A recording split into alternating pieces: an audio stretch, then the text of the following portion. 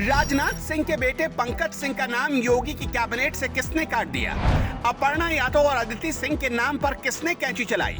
CM योगी खुद करीब 1,02,000 vote से चुनाव जीते हैं, लेकिन पंकज सिंह 1,80,000 से भी ज्यादा वोट से चुनाव जीते। पंकज सिंह बीजेपी के दूसरे ऐसे विधायक हैं जिन्हें सबसे ज्यादा रिकॉर्ड वोट मिले, लेकिन मंत्रिमंडल में जगह नहीं मिली।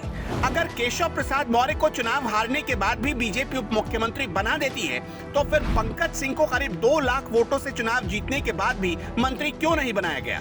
बताया जा रहा है कि 2017 की तरह इस बार भी पंकज सिंह का नाम लिस्ट में शामिल था, लेकिन अंतिम समय में खुद प्रधानमंत्री मोदी ने अपनी लाल कलम चला दी। तो क्या अब राजनाथ सिंह की बीजेपी में इतनी भी नहीं चलती कि अपने बेटे को मंत्री बना सके? मोदी के प्रधानमंत्री बनने में राजनाथ सिंह का सबसे बड़ा योगदान है। अगर राजनाथ सिंह नहीं होते तो शायद आज मोदी प्रधानमंत्री नहीं होते, लेकिन अब राजनाथ सिंह अपने ही काबिल बेटे को मंत्री नहीं बना पाए, तो क्या खुद मोदी नहीं चाहते कि पंकज सिंह मंत्री बने? इसका जवाब हम 2 मिनट की रिपोर्ट में देने वाले हैं। अपर्णा यादव भी बीजेपी के लिए पूरी ताकत से लड़ी। लग रहा था कि बीजेपी अंतिम समय तक कुछ बड़ा इनाम दे देगी, लेकिन कुछ भी हाथ नहीं लगा।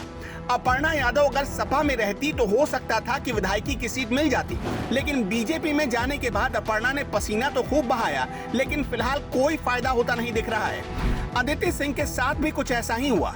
अदिति सिंह चुनाव से पहले कांग्रेस छोड़कर बीजेपी में शामिल हुई। कहा जा रहा है कि मंत्रिमंडल में कोई बड़ा पद मिलेगा, लेकिन कुछ भी हाथ नहीं लगा। पंकज सिंह को लेकर 2017 में भी माना जा रहा था कि कैबिनेट में शामिल होंगे, लेकिन जब शपथ ग्रहण का वक्त आया तो उस वक्त लिस्ट से उनका नाम गायब रहा। 2017 में कहा जा रहा था कि राजनाथ सिंह योगी आदित्यनाथ के प्रतिद्वंदी कैंप के माने जाते हैं, इसलिए पंकज सिंह का टिकट काट दिया गया। 2014 में जब मोदी पहली बार प्रधानमंत्री बने, उस दौरान राजनाथ सिंह बीजेपी के अध्यक्ष थे। तब नीतीश कुमार जैसे नेता मोदी के खिलाफ खड़े थे, लेकिन तब मोर्चा राजनाथ सिंह ने संभाला था और मोदी को प्रबल दावेदार बना दिया था। राजनाथ सिंह ने ही मोदी को प्रधानमंत्री के लिए प्रमोट किया, लेकिन अब करीब 2 लाख से ज्यादा वोट से चुनाव जीतने के बाद भी बेटे को मंत्री नहीं बनाया गया।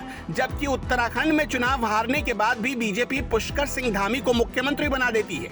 कुछ लोगों का कहना है कि पंकज सिंह को इसलिए मंत्री नहीं बनाया गया क्योंकि बीजेपी एक परिवार से एक ही पद देती है, लेकिन अगर ऐसा होता तो बीजेपी अनुप्रिया पटेल के पति आशीष पटेल को मंत्री नहीं बनाती, क्योंकि अनुप्रिया पटेल पहले से ही केंद्रीय मंत्री है। इसका मतलब ये हुआ कि परिवारवाद का मुद्दा नहीं, बल्कि बात कुछ और है, जिसे सिर्फ मोदी और अमित शाह समझ रहे हैं। दावा किया जा रहा है कि बीजेपी ने अपर्णा, अदिति और पंकज सिंह को इसलिए मंत्री नहीं बनाया क्योंकि एक डर सता रहा था कि अगर इन तीनों ठाकुर चेहरों को मंत्रिमंडल में शामिल किया गया तो फिर सरकार पर ठाकुरवाद होने का आरोप लगेगा।